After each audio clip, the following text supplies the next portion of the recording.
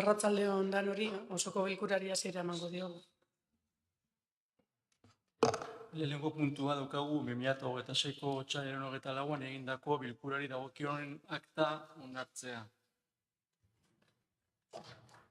Ez badago ezer, aktaren aldeko botoak, hau batez. Bigarren puntua, udalaren eta udal kirol patronatuaren 2025ko ekitaldiari dagokion aurrekontuaren likidazioaren berri ematea. Bi alkatetza ebazpen ditugu, lehenengoa da udalaren 2025ko aurrekontuaren likidazio onartzearena, eta laburpenean gelditzen da gastu orokorretarako diruzaintzako gerakin bat 4.551.153 eurotakoa. Eta udalbatzarrari horren berri ematen zaio, eta kirol patronatua zenaren likidazioa ere 2025 urtekoa alkatetzaren ebazpen badaukagu, eta kasu honetan remanentea -6.011 eurokoa izan da. Ez badago ezer honi buruz, jarraituko dugu hurrengo puntuakin. Hirugarrena, 2026ko ekitaldiko udal aurrekontua aldatzeko kreditu gaikuntza bidez 2026 zenbakia duen espedientearen berri ematea. Hau ere alkatetzaren ebazpen baten berri ematea da, eta hau da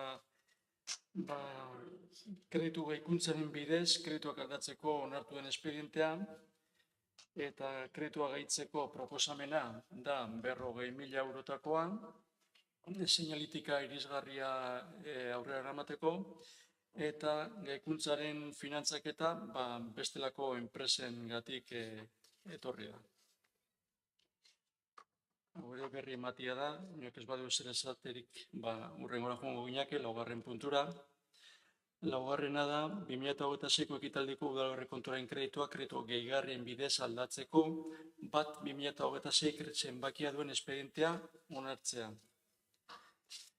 Hemen aurrekariak ikustita, bada 1.392.909 euroko kreditu aldaketa bat, eta antolakuntza batzordeak proposatzen dio osokoari honako akordioak hartzea. Lehenengoa, kreditu gehigarrien bidez udal honetako aurrekontu kredituak aldatzeko espedientea onartzea egin den proposamenaren arabera, eta partidaren araberako ondoko laburpenari jarraikio agertzen dira aldatzen diren partida guztiak, eta lehen esan da bezala guztiera 1.392.909 eurokoa. Eta hori finantzatzen da kopuru hori gastu orokorretarako diruzaintzatik. Bigarrena, aurrekontu orokorra hasia onartzita, Gipuzkoako aldizkari ofizialean iragarkia argitaratu ondoren jendaurrea jasalduko da 15 egunetan. Epealdi horretan interesatuek aztertu eta udalbatzarri erreklamazioak aurkeztu ahal izango dizkiote. Epealdi horretan erreklamaziorik aurkezten ez bada, aurrekontua behin betiko onetzitzat joko da.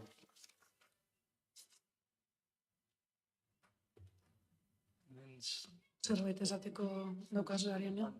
Proposamenaren aldeko botoak, hau batez, bosgarrena daukagu 2026ko ekitaldeko aurrekontuaren kreditua transferentzia bidez aldatzeko 2026 zenbakia duen espedientea onartzea.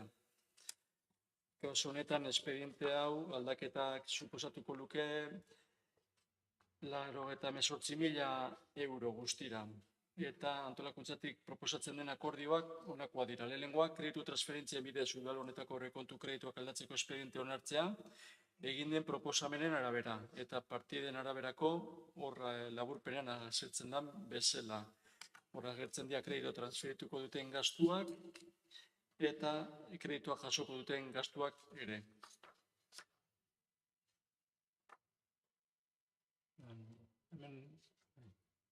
Bai, Ariana, zuk zerbait esateko ez, aitzi behar. Kasu honetan, herri proiektu baterako zegoen partida guztia ez da ejekutatuko, horren zati bat jungo da publikoa ez den entitate batetara, edo elkarte batetara, ez dakigu zertara, laguntza moduan. Kasu honetan, egingo den transferentzia ad hoc izango da, ez dakigu erabakia zeinek hartu duen, zergatia, ez dago deialdi publikorik ere ez kasu honetan, zeren eta egon daiteke besteren bat edo beste norbaitzeko egon daitezke interesatuak horrelako komunitate bat sortzeko eta aldiz kasu honetan hortikan kanpo geldituko dira. Proiektuari buruzko informaziorik ez zaigu bat ere iritsi, lurralde batzordean ere ez da hitz egin gai honetaz, eta oso deigarria da, pleno hasi aurretikan, 20 minutu lehenago, gure zinegotzetako bi elkartu behar izatea, pixkat informazioaren bat lortzeko proiektu honen inguruan. Orduan, guk kasu honetan ezetza bozkatuko dugu. Bozkatuko dugu. Bozkatzen dugu. Proposamenaren aldeko botoak, kontra, 10 alde eta 7 kontra.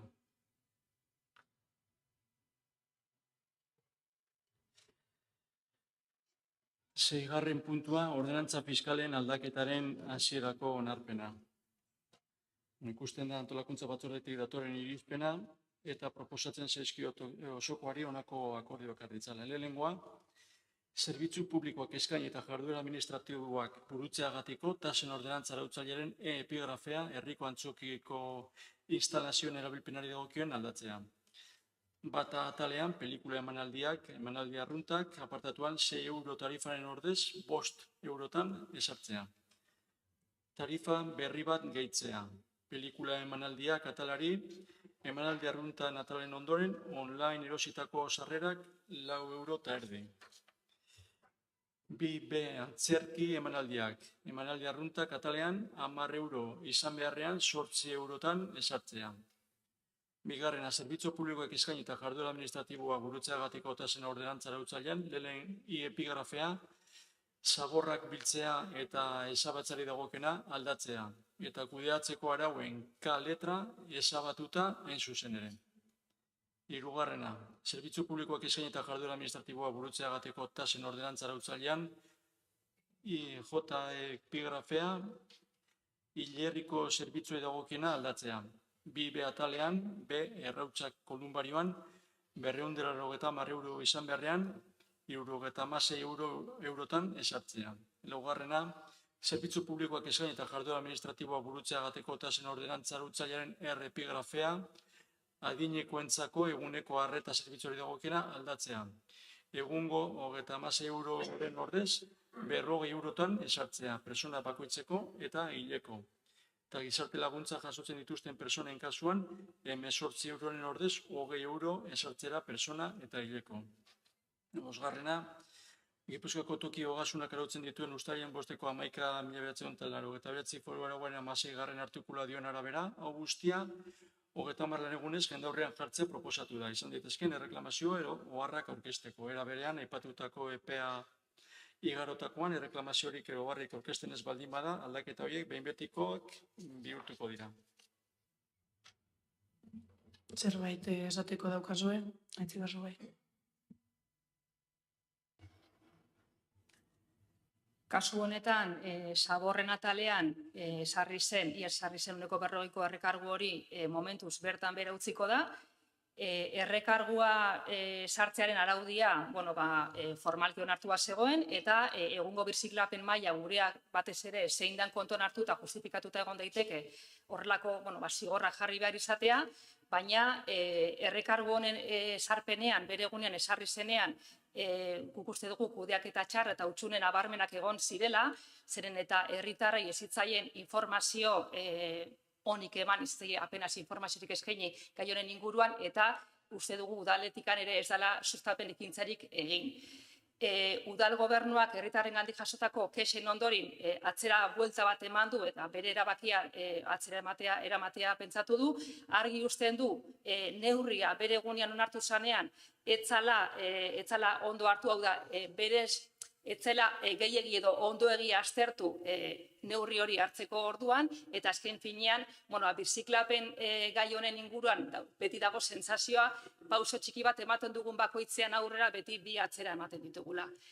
Eguneroko zentroari dagokionez adibidez, oinarrizko zerbitzua da, eta hala ere, tasa hau igotzea erabaki da.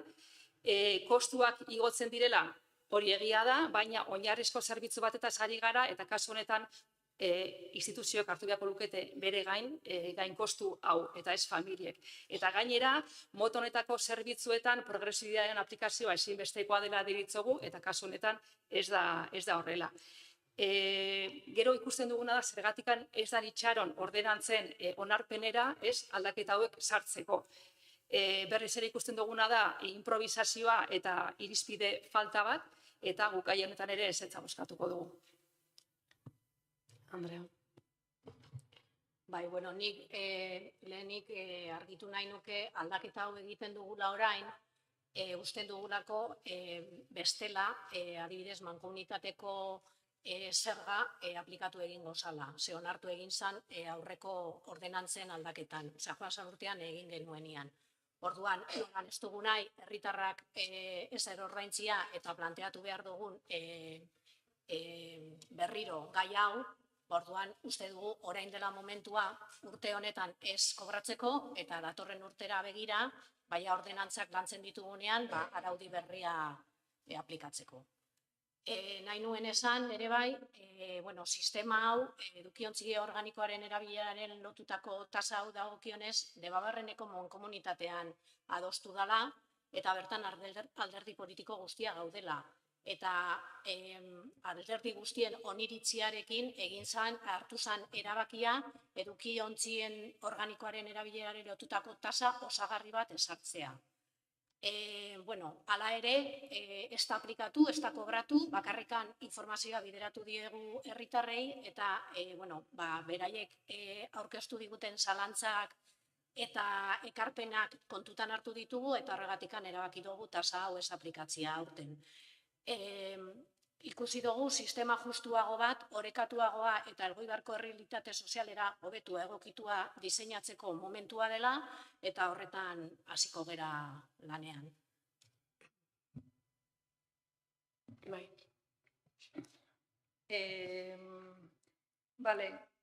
Mankomunitateak esarri ditu, ez? Esarrita dauka bere ordenantzetan eta nadalakoa errekargoaren jartze hori. Egia da, aukera dagoela hori jartzeko, baina udal guztiek ez dute errekargo hori jarri. Adibidez, Oradusek eta Mendaruk ez dute jarri. Sistema berri bat jartzerakoan, ondo aztertu behar dira, ze ondorio izan ditzake egoera horrek, eta kasu honetan txipa jartzera zijoan, eta kontuan izan da, sistema bera dazkan akatzak eta faiatzen duela, ez duela beti ondo funtzionatzen, errekargo horren erabakisa hobeto aztertu beharko litzateke. Eta ez da gainera gai bakarra aztertu behar dena. Eta bere egunean hori ere komentatu genuela. Horregatik uste dugu atzera buelta bat eman dela eta justifikatuta egon daiteke zaborren kontuan, baina beste ataletan adibidez ez dugu ikusten justifikaziorik horrelako bapateko aldaketa hori egiteko. Nik uste dugu itxaron zezakela ordenantzak onartu arte bere momentuan.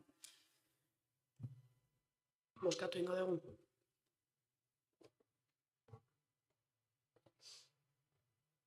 Proposamenaren aldeko botoak, kontra, 10 alde eta 7 kontra.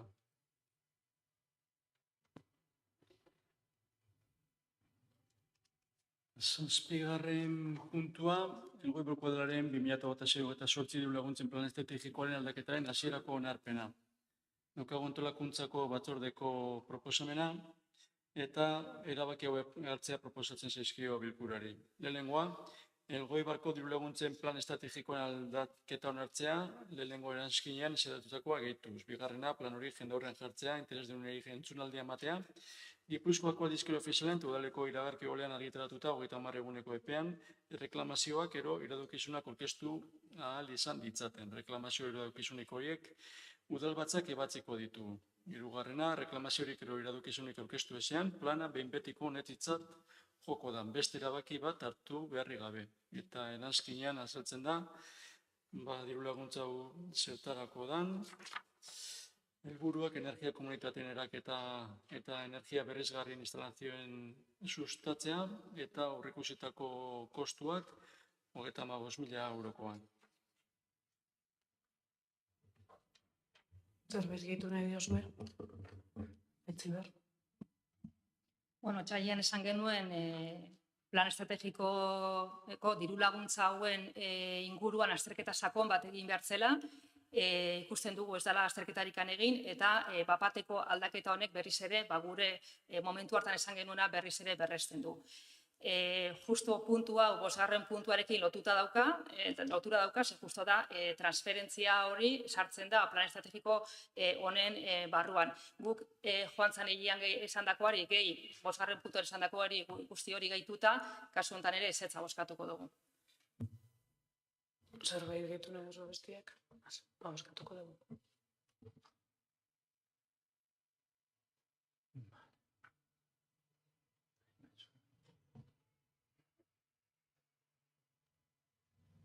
Proposamenaren aldeko botoak, kontra, 10 alde eta 7 kontra.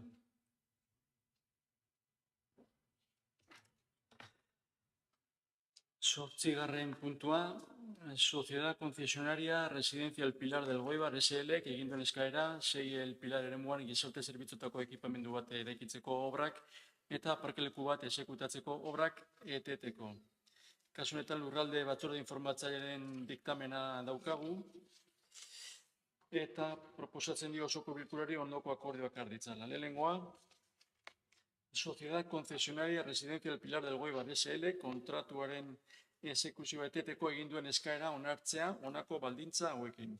Etenaldia 2026ko apirilaren batetik aurrera izango ditu ondorioak, emakidunak 2026ko irailaren 30 baino lehen aurkeztu beharko du proiektua aldatuta, EPEaz betetzeak ekarriko du kontratuaren pleguetan jasotako zehapenak ezartzea, etenaldia bukatu egingo da idatziko den proiektua aldatuta onartzen denean.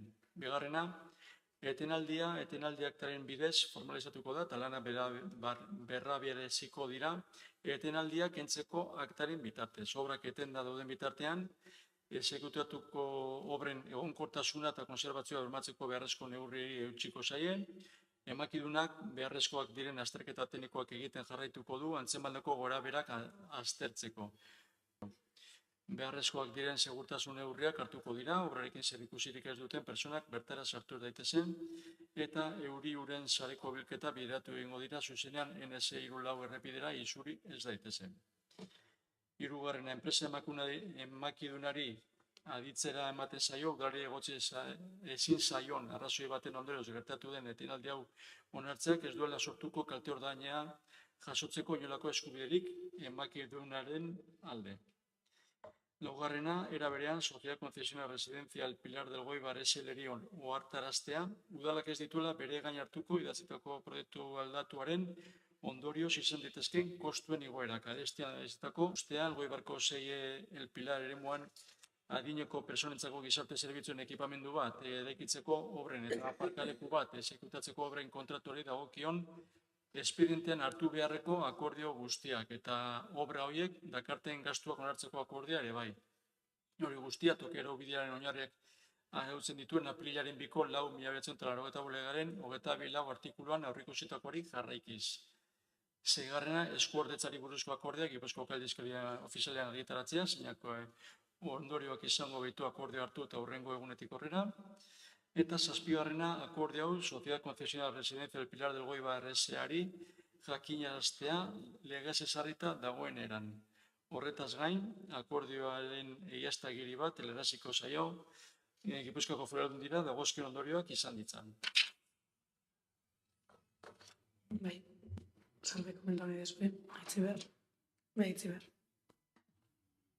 Bueno, gaurko plenura ekarri den proposamen honek azken gertakerien inguruan zer larritasun, zelako egoera larria jasaten ari garen irudikatzen du, eta jasotako dokumentazioen arabera ondorioztatzen dena da, alde batetikan, Errezabalgo obraren esleipena gaizki egindako proiektu bat aurkeztu zuen enpresa bati eman zitzaiola, zeren eta lur mugimenduak, pitzadurak, ur fluxuak eta gainontzeko arazo geoteknikoak adierazten dute kalkulu guztiak gaizki egindako azterketa batetan oinarrituta zeudela.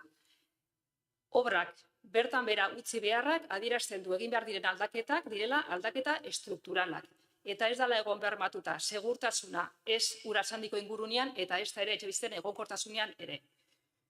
iaz foru aldundiak bere gain hartu behar izan zituen ustekabeko gastu batzuk, iaztikan jakina zen arazo geoteknikoak bazeudela, eta orain enpresak berriz azaltzen du, adierazten du, lan etelaldia egiteko eskatzen digu, beste proiektu bat egin ahal izateko. EH Bildu ados dago, beharrezkoa dela lan hauek gelditzea. Beste istripu larri bat gertatu ez dadin. Eta horregatik, kasu honetan baietza bozkatuko dugu, baina etenaldia arautzen duen baldintze horien barruan uste dugu proposamena ahula eta hondikan gehiago zehaztu beharko litzatekela. Horregatik, egonkortasuna, segurtasuna eta urak ondo bideratzeaz gain, uste dugu sinatuko den etenaldi horren baldintzetan gutxienez beste 3 punto joan beharko liratekela. Alde batetik, argi zehaztu behar da, enpresaren esku geltuko direla, joango direla proiektu berri honen kosteak eta baita etenaldi guzti honetan gertatzen diren gainkostu guztiak. Auzoan eta auzotarrak jasaten ari diren arazoak, proiektu berri honek lehentasunez bere gain hartu behar eta kontuan hartu behar ditu.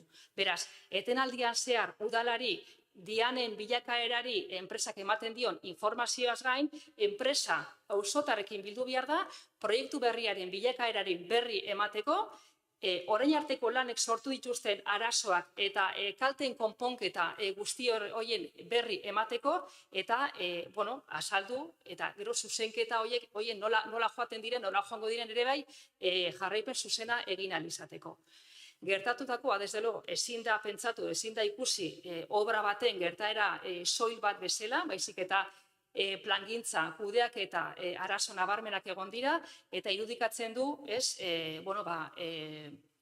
ze egoera larritan gauden, eta horrek eskatzen ditu konpromiso zehatza.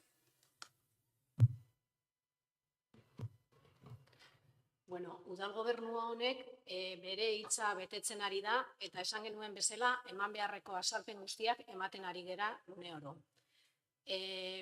Lanaren jarraipenean ikusi zenean, bidean lehendik zegoen pitzadura baten tamaina handitu zela, egoera aurrean berehala ere bai erabaki batzuk hartu ziren. Partzelaren eskumako eremu horretako lana gelditzea, jarduketak birbideratzea eta etengabeko monitorizazioa egitea.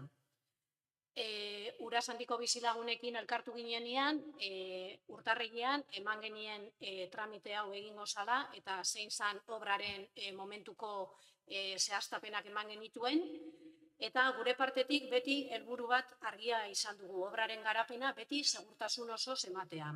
Eta horregatik, obrak egingo dira orain eta proiektu berria egiten danean berriro ere martxan ipiniko dira.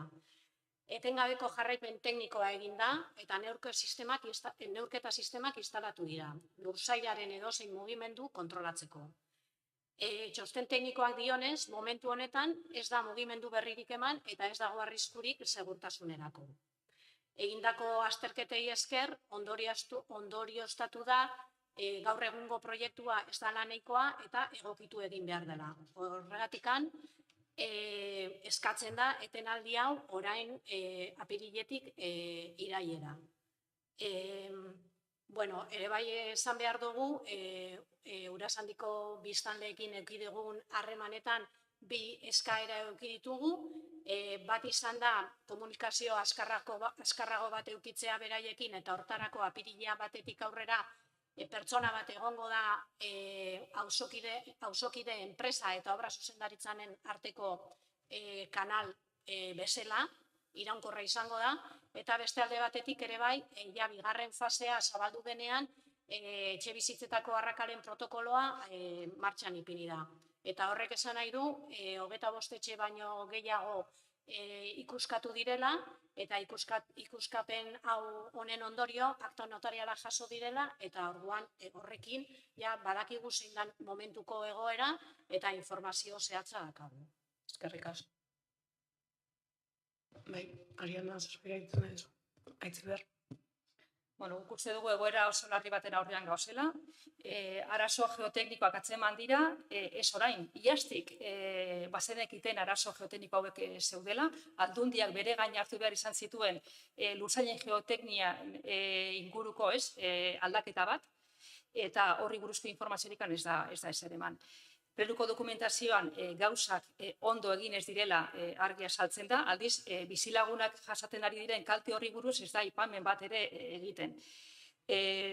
Komentatu duzu egindako bileran, egindako bilera zan, justo karreterako pitzaduraz hitz egiteko, eta hor bizilagunen arazoetaz esan ezer hitz egin, eta ez baldin badago arriskurik, zergatik eteten dira obrak. Zergatik egin behar da proiektu berri bat.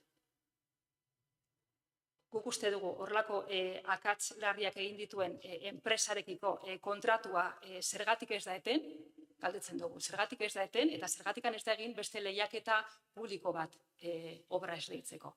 Izan ere, auzoan sortutako kalteak eta auzotarrei eragindako kalteak ez orain arteko axolak eberia teknikoa, enpresaren aldetik, ze konfiantza ematen digu enpresa horrek. Zeren eta igual beste akats berri batzuk ere egin ditzake eta zeiek esaten digu, saiatu daitekela ere, sortuko diren kaltea ordain horiek bere gainean ez hartzea.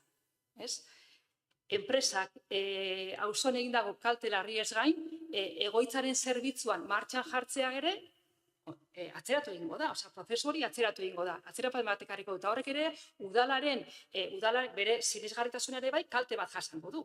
Orduan, zergatik ez eskatu kalte ordain bat udalaren alde, egoera honegatikan. Eta gero zergatikan espedientean barruko gastuak pasatuko dira gobernu batzordera udal plenotikan pasatu beharrean. Kusitza gainera, ze larrialdi, ze larritasun, ze gai larrien aurrean gaude, ze arazo larri gertatzen ari diran gai honen inguruan, guk uste dugu justifikatuta dagoela erantzunak plenoan ematean.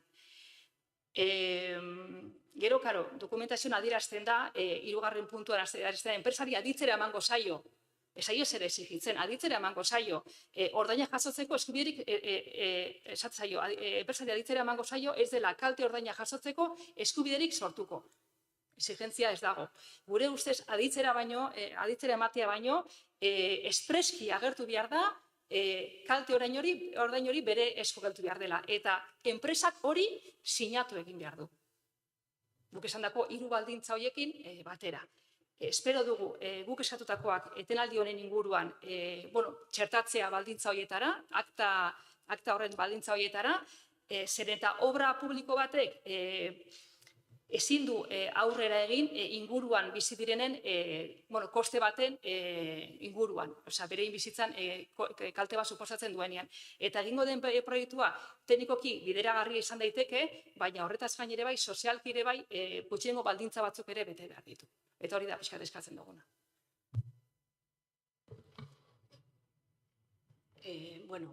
Guk azpimarratu nahi dugu jarraipen teknikoa dagoela obra hasieratik. Hona ekarri gaituen egoera hau detektatzeak eta hartutako erabakiak erakusten dute kontrola badagoela hasieratik. Azpimarratzen dugu ere bai ez dagoela segurtasuneko arriskurik, txosten teknikoek eta etengabeko monitorizazioak adierazten dute, eta etxebizitzetako gora behera guztiak protokolo baten bidez aztertzen ari direla. Eta herritarrek edukiko dute arreta zuzena, apirila batetik aurrera, lehen esan dudan bezala, kanal berri batekin. Gaur egungo proiektuak egokitzeak etorkizunean arazo handiagoak ekiditen ditu, eta behin eta berriz izango dugu gure helburua argia dela obra ondo egitea, segurtasunez, zorroztasun teknikoz eta herritarrentzat emaitzarik onena bermatuz. Eskatuko dugu.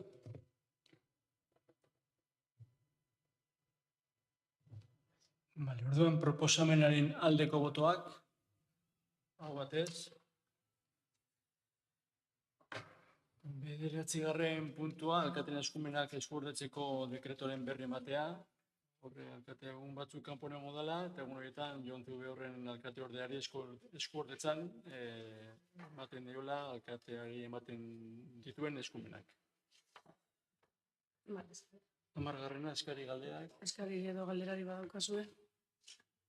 Bai, Meritz. Bai, da galdetzeko zen, joan zan astetik edo, faltan botatzen ditugu erretxin inguruan 2 zuaitz moztu dira, eta ez dugu inolako ez notifikazio jaso, ez dakigu protokoloa jarraitu dan, baina auzotarren iritziz osasuntzu zeuden bi zuhaitz horiek eta zergaitia galdetu nahiko genuke. Jakin gozu jardineria gaietan enpresa bat daukagula asesoria gisa, eta informe bat dago esaten zuhaitz horiek ez zeudela egoera honean, eta segurtasuna ere bermatzeko gomendatzen duzutela moztia. Eta hori daletan moztu dira. Beste eskari edo galderarik dakazue?